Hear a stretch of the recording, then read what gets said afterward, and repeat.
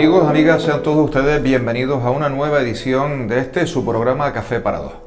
Hoy nos complace que una mujer, toda una dama, haya aceptado nuestra invitación para tomarnos este buchito de café entre dos, pero que lo vamos a compartir con todos ustedes. Una mujer polifacética, súper implicada, siempre risueña, con un halo de luz que te transporta. Nada más y nada menos que está con nosotros Albertine Orleans. Gracias por aceptar la invitación, Albertine. Pues de nada, un placer. Estoy mirando para los lados porque estás hablando de alguien y digo, pues no, pues debe haber otra persona por ahí, ¿no? Pero hombre, eso muchísimas gracias. Lo que percibimos desde aquí, desde este lado, desde esta orilla del barranco de Guayadeque, ¿no? Es lo que percibimos de ti por toda tu trayectoria. Nosotros siempre hablamos del personaje, ¿no? El personaje se crea a través de una persona que va creciendo. Y a todos nuestros entrevistados y entrevistadas empezamos asaltándoles, hablando primero desde su nacimiento y su infancia y su adolescencia. ¿Dónde nace Albertine Orleans? Hoy pues mira, ahora que está de moda eso de la emigración y todas esas cosas, Albertine nace en Venezuela porque su madre y su abuela emigran en los años 50 para allá. Muy bien. Y de esa manera, pues Albertine es de esos lares. Aunque luego muy pequeñita, con pocos añitos, con 3 añitos por ahí, vine a Gran Canaria, que es la que considero realmente mi patria y mi lugar, ¿no? Una pregunta que no estaba en el guión, porque has apuntado que naces allí.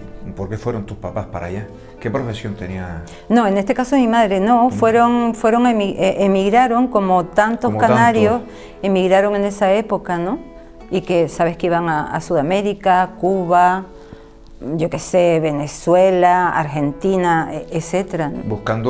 Buscando un futuro mejor, efectivamente. Porque estamos hablando de la España de la posguerra. De la posguerra civil tan incívica, ¿no?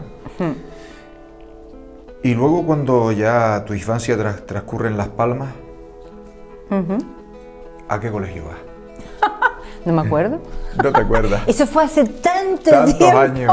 Que no. ¿Tienes algún recuerdo, algún profesor sí, o algo? Estuve en un colegio que estaba en Vegueta que se llamaba Viera y Clavijo, y ahí estuve hasta lo que se llamaba en aquel entonces ingreso. Luego ya a partir del ingreso pasé a las Teresianas y luego no quise seguir en las Teresianas y al instituto. Muy bien. Pero tú desde pequeña, que hablamos de una de tus facetas que mejor te pega, porque es que eres una apasionada de la poesía. Sí. Y en tu biografía pone que eso lo mamaste desde chiquitita. Sí. Vamos a hablar de dos Julias, sus dos Julias. Julia su abuela y Julia su madre.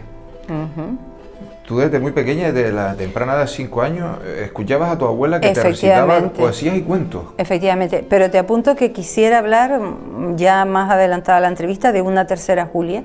Vale. Y de un proyecto que tenemos.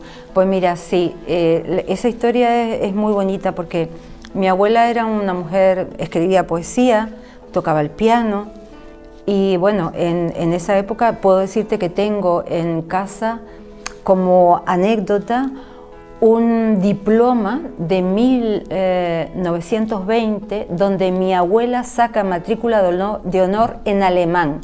Digo, a ver, ¿a quién se le ocurría, de lo que estamos hablando, que hace ya más de un siglo, que va a ser ahora mismo, ¿no? Cómo una mujer le dio por estudiar alemán en aquella época. Pero bueno, mi abuela era también muy polifacética y gozaba de una gran imaginación. Entonces ella lo que hacía, porque en plan coloquial hay una expresión canaria muy antigua, que cuando los niños son inquietos, con perdón de todos, dice que tienen cominilla en el culo. Y ese era mi caso, yo tenía cominilla en el traserillo. Lo que le llamamos hiperactivo. Algo de eso. Eso. Y entonces, ¿qué hacía mi abuela? Vivíamos en una casa antigua, de techos muy altos y demás, y la cama donde yo dormía era una cama de caoba con doseles. Y para subirme a la cama tenía como una especie de, yo qué sé, de tarimita ahí, de escaloncito y tal. Y era muy gracioso porque yo creo que mucha gente que nos está escuchando ahora no tendrá ni idea. El colchón era de crin. Wow. Entonces, crin... ¿Es el pelo del caballo? No. Crin, pelo de caballo, no. Crin es sacado de una planta. Ay, vale, sí. No sé, eran unas hilachas así, yo no sé decirte exactamente, y con eso se rellenaban los colchones. Entonces tú cogías, te acostabas en el colchón y el colchón cogía la forma de tu cuerpo y salía las dos partes del colchón. Ay, qué gracioso. Bueno, era increíble. Yo dormía muy bien ahí, dicho sea de paso, no nada que ver con los colchones actuales. Y bueno, pues esa cama de doseles antigua, mi abuela me la convirtió en una isla mágica. Entonces, ¿qué hacía mi abuela? Pues me recitaba poemas, que ella se sabía todos sus poemas de memoria, me contaba cuentos, que si el tey de Parlanchín, que si un drago gigante, que si los guanches para arriba, que yo qué sé, príncipes, princesas, etc. Y eso creó en mí una propensión, digamos, a la imaginación. Ella incentivó muchísimo mi imaginación y ella me hizo sentir amor por la poesía. Además, a mí me encantaban sus poemas porque eran como muy épicos y decía: mar de las liras alzadas, mar del principio y el fin, mar de mi tierra, Gran Canaria. Y yo así, aplaudiendo ahí, toda metida dentro del colchón de crin. Y luego ya mis dos Julias, ¿por qué? Porque mi madre también se llamaba Julia. Y mi madre fallece siendo yo bastante pequeña, y en la adolescencia, pues un día ahí rebuscando, porque era una casa antigua que tenía como varias habitaciones, con esos roperos de caoba inmensos y aquellos cristales, en los espejos biselados y tal, que más que abrirlo o mirarlo era como escalar el ropero, ¿no? Y bueno, y en uno de esos roperos, un día con mis andanzas, me encontré una especie de libreta, cuaderno, con las tapas de cartón duras en negro. Y al abrirlo empecé a ver pues una serie de escritos. Se lo enseñé a mi abuela, entonces mi abuela me dijo que eran poemas de mi madre.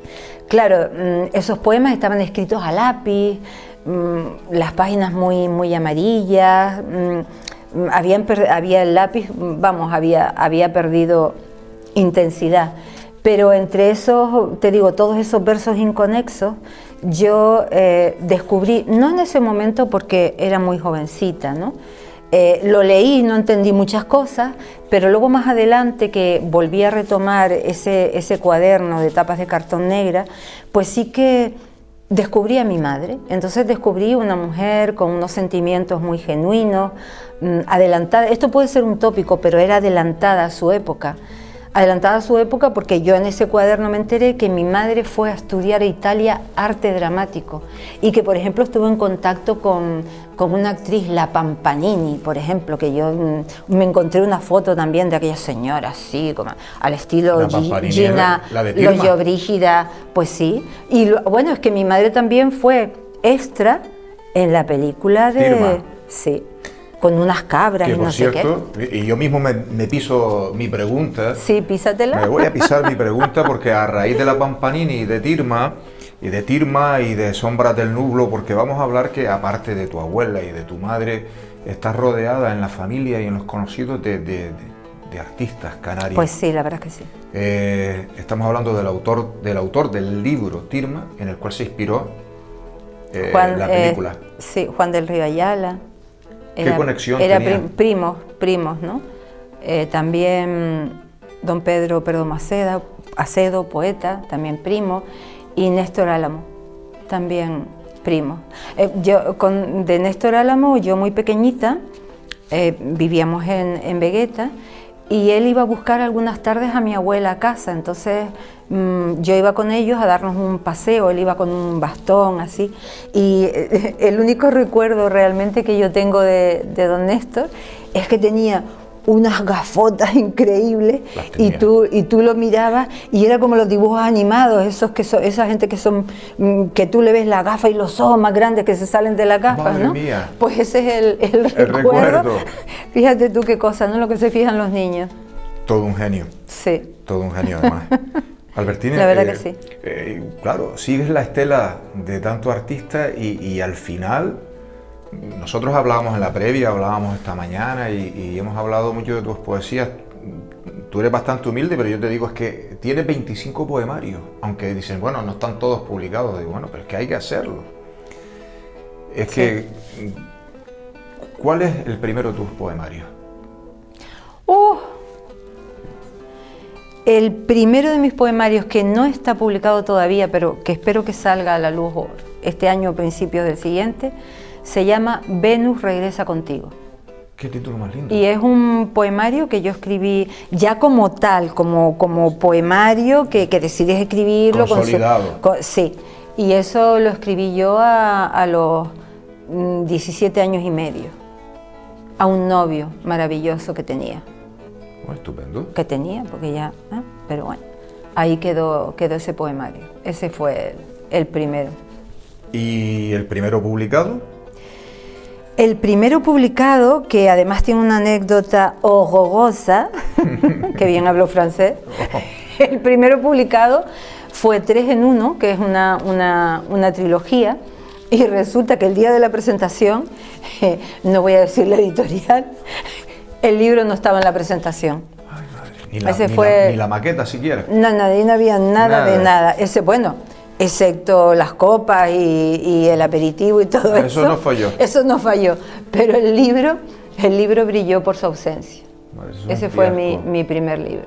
Pero Sí. aún así no decaíste, no cejaste en tu empeño de seguir No, para publicando. nada. No, para nada. De hecho, me vi de verdad con varios problemas a la hora de publicar, y por eso, años después de esta anécdota, decido, porque llevo muchos años con un mecenazgo anónimo desde el 2007, pero bueno, en un momento dado quise darle como más envergadura a ese mecenazgo para poder ampliar la ayuda, ¿no?, a lo que sería el arte en Canarias, y entonces creé AOC. Y una de las razones fue porque como a mí me habían pasado tantas cosas, no voy a contar otras más porque también hay editoriales y hay gente maravillosa en este mundo, Sí, como todavía queda lógico. gente seria, ¿no? Sí, por supuesto, y siempre quedará, ¿no? Siempre habrá de todo como en botica, ¿no? Claro. Entonces decidí hacer colecciones literarias y dar oportunidad dentro de la asociación a que pudieran personas que tuviesen problemas para ello, que no supieran, que estuvieran jubilados o lo que sea, ¿no?, que necesitaran pues una ayuda y tuvieran la ilusión de publicar su libro, aunque fueran personas desconocidas y aunque a lo mejor su libro no tenga por qué tener una calidad literaria, poética, fuera de lo común, ¿no? Vamos, que Pero no sean dar eruditos. esa oportunidad, efectivamente, o no sean escritores como profesión o que tengan ese don. Entonces creé las colecciones literarias, pero sobre todo basada en esa situación en la que me vi que Bueno. tuve bastantes problemas para salir adelante. Es muy importante eso que acabas de decir. Además, se echa tanto de menos por ejemplo, en mi mundo, que es el de la música, sobre todo cuando éramos pequeños, que no veíamos nunca la salida. Es decir, vivíamos en una isla, y aparte de vivir en una isla, dentro de la isla habían otras islas, y al final se truncan tus sueños. Y antes hablaste de que tu madre se había trasladado a Italia a estudiar arte dramático. Eso me recuerda también la pequeña anécdota de cuando se me ocurre decirle a mi padre a la edad de 14 años que me dejara ir a Madrid a estudiar arte dramático, y la respuesta fue un poco tajante. 2 cachetones. No me dio el Bien cachetón, dado. pero me dijo que eso era una carrera para gente de un mundo muy bajo. Sí. No quiero decir las palabrotas. La ¿no? farándula. Es muy importante lo que haces porque se pueden descubrir talentos que están ocultos. Sí, Y efectivamente. luego rebrotas la ilusión, porque a veces los eruditos por el camino van perdiendo ilusión, pero los que no son eruditos, esa ilusión la conservan. Y es como el diamante en bruto. Efectivamente. Yo quiero que nos hables ahora de tu faceta, porque claro, al tener ese mecenazgo también has tenido que ser de maestra de ceremonias, de dinamizadora de eventos, de presentadora. Eres comunicadora nata. ¿Cómo empezaste con el tema de...? Pues con ese tema raíz de empecé eso. por el tema del mecenazgo, ¿no? Que tenía algún amigo, alguna amiga, oye, mira, voy a hacer una exposición pictórica y tal, no sé qué, y tú me la quieres presentar. Y yo, ¿presentar? Sí, porque tú tienes mucho desparpajo y y bueno, y por ahí, ¿no? En plan en plan amigos, no eran cosas oficiales, Claro. era, bueno, aquí estamos las amigas y vamos a presentar y no sé qué. Y por ahí fue cogiéndole el gustillo El gusto. y a partir de ahí pues sí que seguí adelante. En su momento hice un festival de arte hace unos cuantos años en Triana Café Gallery frente al Museo Don Benito Pérez Galdós, y ahí aglutiné a un montón de gente de la farándula, como diría tu padre, Sí.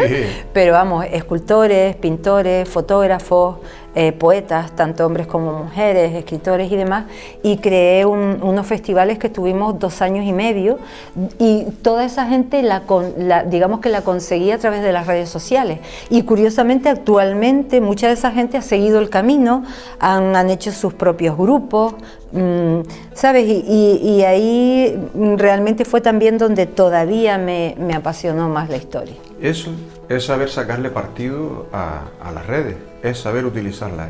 Claro. El hecho de comunicar a gente de diversas facetas, porque los llamo de menos, ese lugar de encuentro en que podamos compartir experiencias, a lo mejor un pintor con un cantante, con un actor o actriz y con un escritor, y pueden surgir cosas maravillosas a raíz de todo eso. Porque el mundo del arte es muy transversal, ¿no? Uh-huh. Donde todo el mundo con su imaginación va fluyendo todo ahí y tan mágico. Pero hay que comer, ¿no? Y hay que comer, y tú tienes como profesión, quiero que nos lo expliques, ¿no? Tienes 2 profesiones muy marcadas que están en tu biografía, que es el mundo de la inmobiliaria y de la agricultura ecológica y la reforestación. Háblanos de esta faceta. Pues mira, eso te iba a decir, si a mí me pregunta alguien así como muy en serio, oye, ¿cuál es tu profesión? Yo diría que soy agricultora. A mí me apasiona la tierra, la sencillez de la tierra, lo prolífica que es la generosidad de la naturaleza, ¿no? De lo que llamamos la naturaleza, que realmente somos nosotros mismos también, ¿no? Entonces, hace ya un montón de años, por lo menos, no sé, 15, 16, un poco más, no tengo clara la fecha. Yo para la fecha, olvídate, tengo que apuntar los cumpleaños, porque nunca tengo fechas en mente. Y bueno, entonces, ya por esa época empezaba un poco el tema del cambio climático, pero tampoco era una cosa que se le diera mucho bombo y platillo, como puede ser hoy en día, que ya los científicos ya están todo como más, señores, hay que cuidar. Y yo me sentía a nivel individual muy identificada con ese rollo, ¿no? Decía, coño, el cambio climático y bla, bla, bla. Y cuando tuve oportunidad compré un terreno en la cumbre y entonces me dediqué a la reforestación. He plantado pinos canarios, cedros, barbusanos, peralillos, mocanes, no sé, he plantado todo lo que se me ha ocurrido. Por el tema del recuerdo de nuestros antiguos bosques de laurisilva, sí, de los cuales ya queda apenas nada en otras islas, aquí no sé si en Moya quedaba algo, no estoy ducha en la materia. Y bueno, mi deseo de preservar nuestra flora, que es única en el mundo, ¿no? Eso pues sí, creo que lo sabemos todos. Y sobre todo la historia de que me picara el gusanillo, porque ante conversaciones con las amigas, los amigos, porque mira tú, el cambio climático y tal, qué desastre, que no sé qué, o que no sé cuánto, ¿no? Luego termina la gente con mal sabor de boca. Y a ese nivel, desde que empecé a concienciarme, pues pensé, a ver, todo el día quejándonos aquí, todo el día este dice, aquel dice, y luego nos vamos de brazos cruzados, nos vamos a nuestra casa. ¿No es más interesante hacer algo? Entonces, sí, moverte. Entonces, ¿cuál es mi historia? Pues ahora cuando se habla de eso, yo estoy más ancha que pancha. Yo estoy haciendo algo, yo personalmente, pero es mi mundo. El mundo alejado de mí nunca lo voy a poder arreglar, pero el mío sí le puedo dar sentido. Mi mundo y el de las personas que me rodeen o se acerquen a mí, se le puede dar un sentido. No es necesario abarcar mucho. Con un poquito que hagas, te cambia el chip, te cambia la mentalidad y te cambia la forma de ver la vida. Las circunstancias, los grandes desastres, todo eso te cambia. Lo ves de una manera realista, que a la vez es más positiva. Positividad, qué bonito mensaje. vamos a cambiar de tercio y vamos a hablar de novela histórica. Ay, mi madre. ¿Es uno de tus últimos proyectos? Ah, sí. ¿De ficción? Yo histórica? creí que me ibas a preguntar de historia. Uy, Sus, ¿cómo No. me hago un examen aquí? Nada. Salgo corriendo. Hago y me salgo, me voy. No. A ver, no, el tema de la novela histórica, la verdad es que es un proyecto muy bonito que tengo ahora aparcado. Este proyecto surge también por mi abuela, porque cuando yo era chica, cuando estaba en mi isla mágica, mi abuela no solamente me contaba cuentos de su invención o me recitaba sus poemas, sino que me contaba las historias de sus hermanos, que ella admiraba muchísimo. Hubo uno que fue uno de los primeros aviadores de España, otra fue la primera mujer abogado que ejerció en Canarias a principios de los años 50 del siglo pasado. Entonces ella contaba todas esas historias. Y una de las historias que a mí más me impactó fue la historia de mi tío abuelo Wenceslao. Mi tío abuelo Wenceslao sacó la carrera de médico en el ejército porque tenía hermanos, su hermano mayor Antonio pertenecía al ejército. Y esto coincide en 1920 por ahí, cuando está y empieza la guerra de España con África. Y la historia de Wenceslao es preciosa, la voy a resumir mucho porque me emociono y entonces no paro.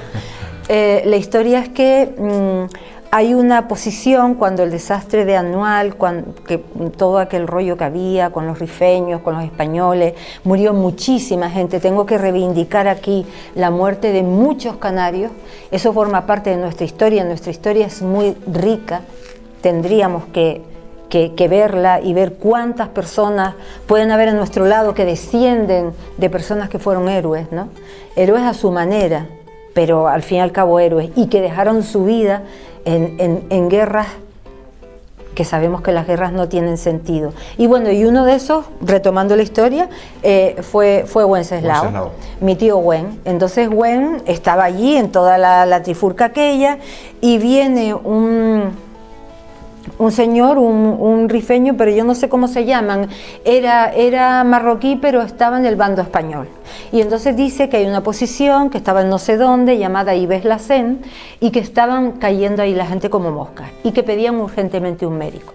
El jefe, no sé el grado militar que tenía, eso no entiendo mucho, pero bueno, el jefe de Wen le dice, bueno, se necesita esto, pero si está en la situación que está, van a terminar todos muertos. Quizás no valga la pena que tú vayas ahí a poner tu vida en peligro, porque estaban todos sitiados y no podían salir de ahí y los estaban matando. Entonces Wen, que era mi héroe, dicho sea de paso, tengo la suerte de tener un héroe, entonces Wen dice que no, que él iba. Y va con este señor, van en caballo, luego se van arrastrando, como en las pelis, ¿no? Con su maletín, que por cierto conservo el maletín de mi tío Wen. Esos maletines que salen en las pelis antiguas, así como medio redondos. Esa será la portada del libro, ¿no? Pues no sé, no lo había pensado, pero gracias por la idea. Y bueno, llega allí a la posición, entran por no sé dónde, y Wen empieza a curar a los heridos. Y esto se sabe por testigos presenciales, sobrevivieron muy pocos.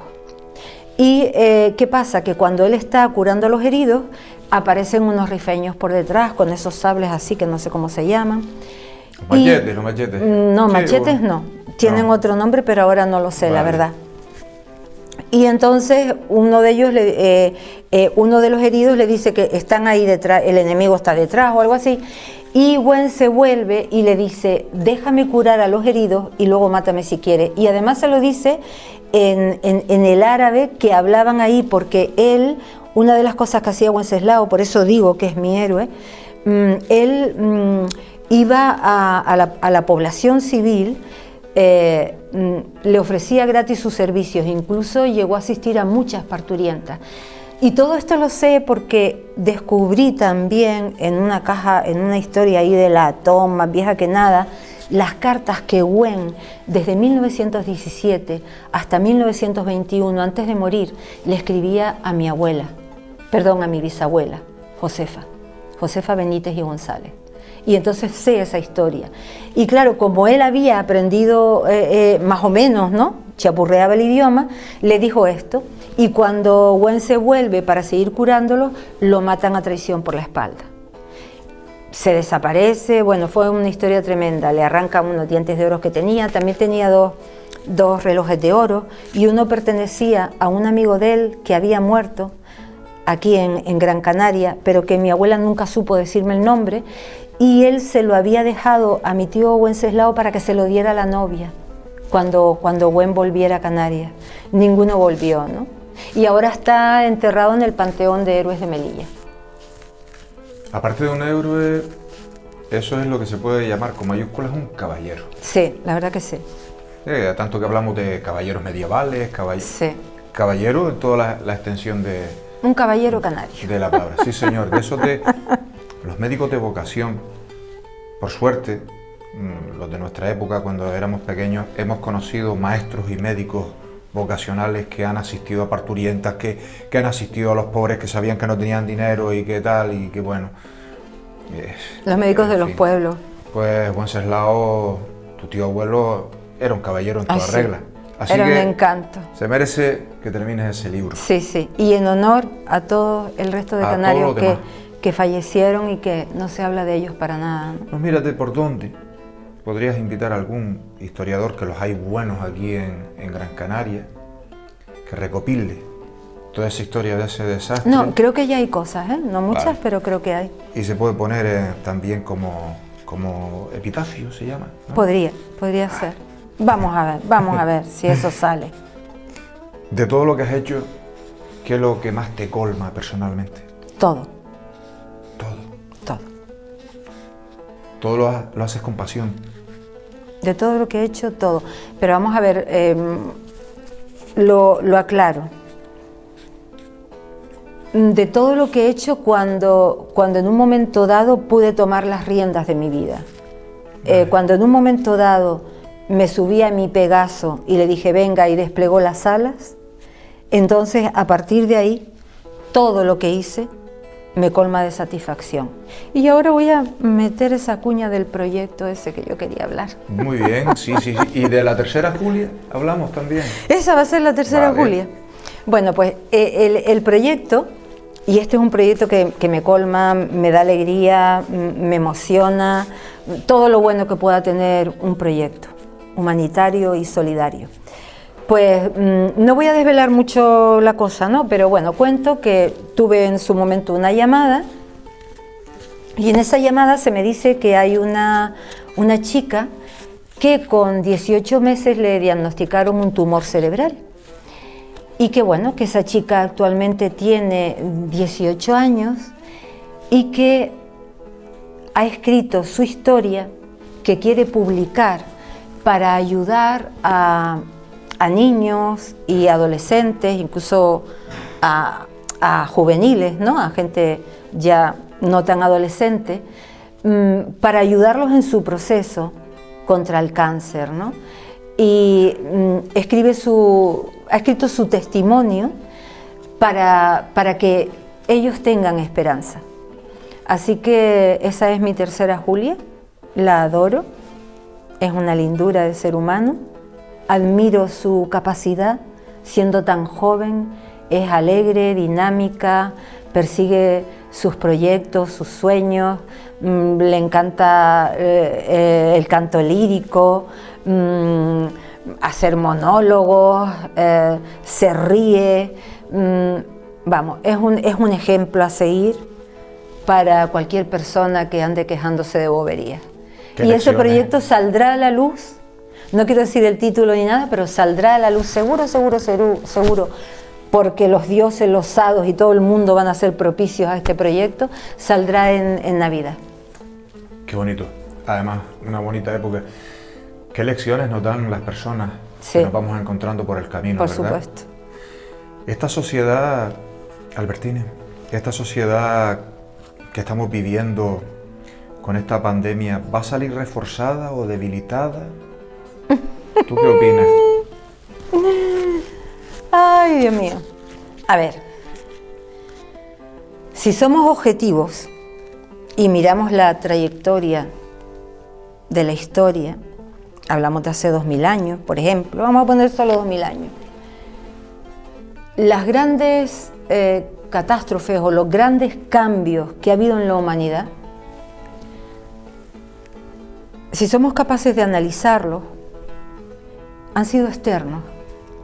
Hemos ganado en medicina, hemos ganado en los temas científicos, hemos ganado en la forma de vestir, hemos ganado, bueno, incluso ya no somos caníbales, yo qué sé, en un montón de cosas.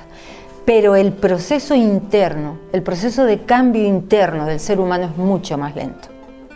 Para que un paradigma que haya surgido a lo mejor en el siglo XVIII o cualquier historia que uno pueda creer, para que ese paradigma desaparezca y haya un cambio en la mente, en la mentalidad humana y en las relaciones humanas, tienen que pasar por lo menos 3 o 4 siglos.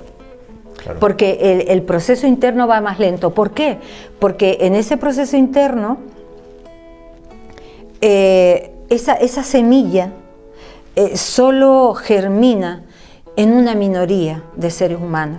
Y son esa minoría, y yo ahí meto a los filósofos, los escritores, investigadores del alma humana, psicólogos, etc. Son esa minoría los que hacen, digamos, el esfuerzo para cogernos a todos los que estamos ahí detrás y que avancemos. Y eso es un proceso interno de cambio de la conciencia del ser humano que es lento. Entonces, a ese respecto, con el tema de la pandemia, con todo lo que nos ha ocurrido, yo no creo que internamente cambien muchas cosas, no me parece, pensando con objetividad.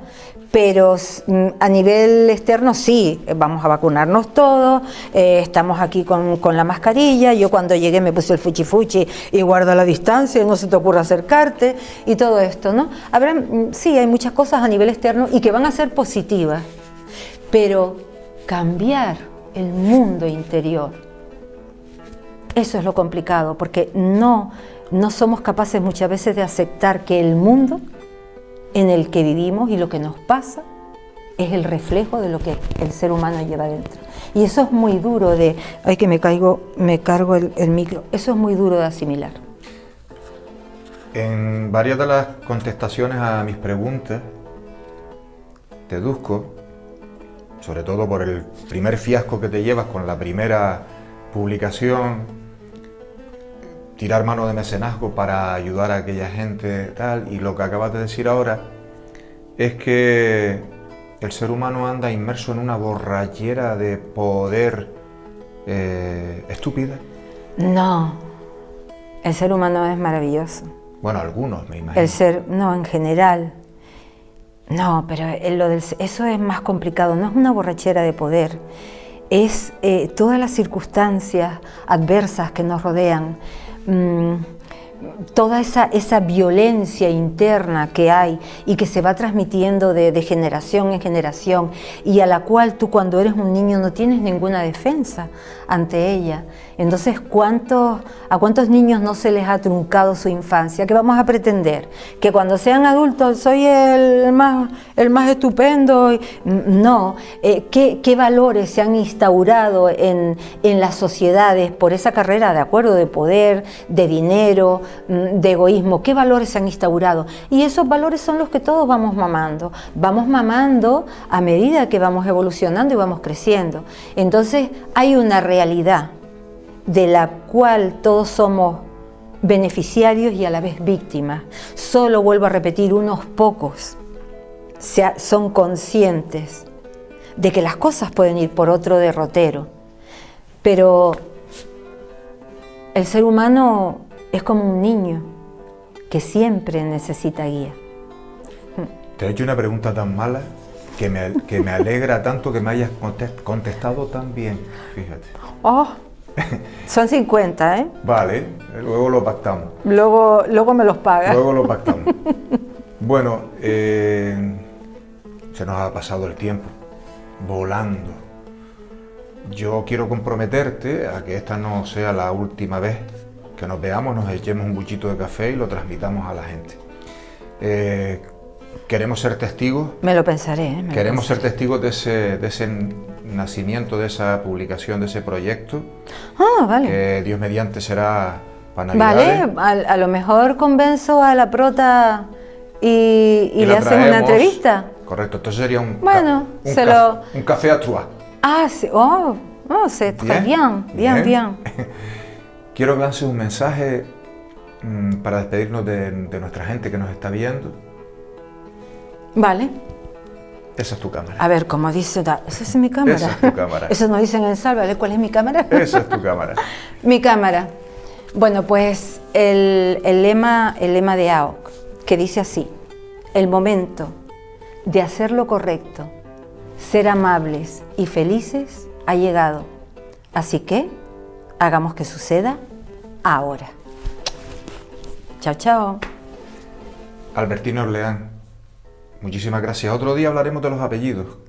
Vale. Que se nos quedaron atrás. Ah, sí, el Proudhon, todo aquello. De los normandos y eso, pero como eso da para un programa, hablaremos de heráldica y de apellidos y demás, que eso es muy interesante. Sí. Gracias por aceptar la invitación de Café para Dos.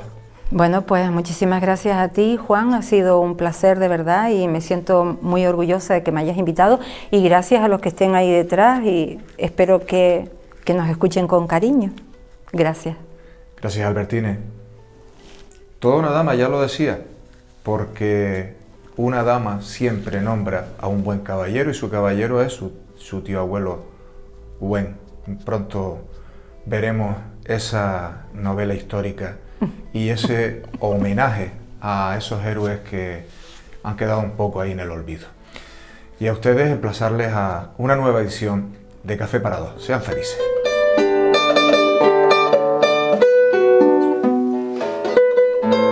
Nuestra invitada de hoy nos ha hablado de tantas cosas, pero yo quiero enlazarlas como si fuera una ruleta llena de imágenes de una abuela que cuenta historias a su nieta, de un maletín de un médico no, de un señor, caballero con mayúscula. También nos habló de lo maravillosos que eran nuestros bosques de laurisilva y que deben ser y seguir siendo maravillosos y dándonos vida. Por eso se dedica también a reforestar su pequeño trozo que le corresponde. Y nos habló también del mecenazgo de una manera tan sutil y humilde que se han cambiado los términos históricos. Nos ha hablado de esa sencillez y de esa humildad con que los artistas se acercan para publicar. Nos habla también de la ilusión de una persona que lucha y lucha y lucha y aún así quiere ver cumplidos sus sueños. Sus tres Julias, su abuela, su madre y su Julia de ahora y de siempre, nuestra, para siempre. Albertine Orleans ha estado hoy con nosotros y estará siempre.